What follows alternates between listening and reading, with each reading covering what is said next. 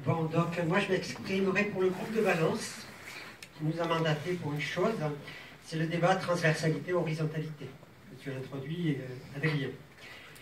Juste une petite remarque sympathique, vous verrez que dans la première partie, se sont essentiellement exprimés des gens de la région parisienne et de Lyon, et dans cette seconde partie, des comités locaux, ce qui pose un problème d'organisation.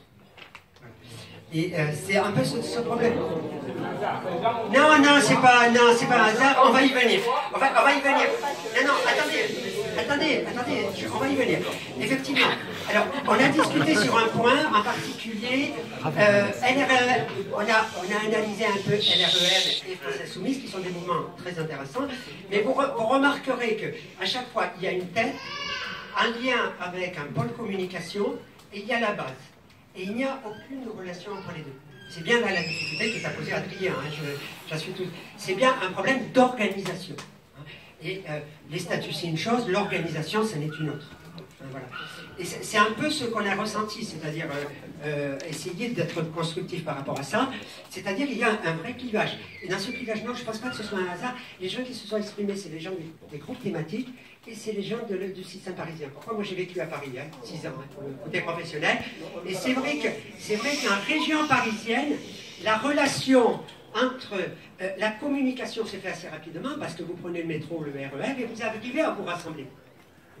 Comment les gens, maintenant je suis à Valence, j'étais à Grenoble, tout ça, comment les gens des provinces participent-ils au débat qui souvent est initié à Paris? Alors, c'est pas du tout, attention, c'est pas du tout une critique de ce que font les Parisiens. Je vois qu'il y a un groupe qui a déjà bien réfléchi à la question. Mais le débat, c'est très bien un problème d'organisation. Voilà. Il a été posé par le collègue de la Manche, par le collègue de Haute-Garonne. J'y reviens vite. Nous aussi, nous avons commencé effectivement à avoir des débats. Comment est-ce qu'on vous fait remonter ces débats? Sur le revenu universel, par exemple, on en a eu. Il y a eu du monde. Comment est-ce que ces débats peuvent s'intégrer dans le débat national? Parce que sinon, effectivement, très rapidement, les gens de province se disent, nous, c'est bien, on travaille, mais ça sert à quoi?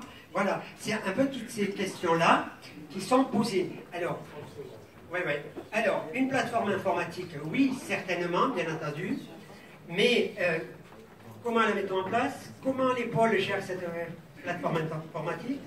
La relation entre les groupes thématiques et le pôle communication, vous l'avez un peu abordé, mais aussi quelle est la relation avec le politique? Est-ce que c'est le pôle politique qui décide ce que vont faire les autres groupes? Ça, il faut voir comment on articule les deux, ça c'est très important. La préparation de la convention, comment capitalise-t-on le travail? Toutes ces choses-là, voilà.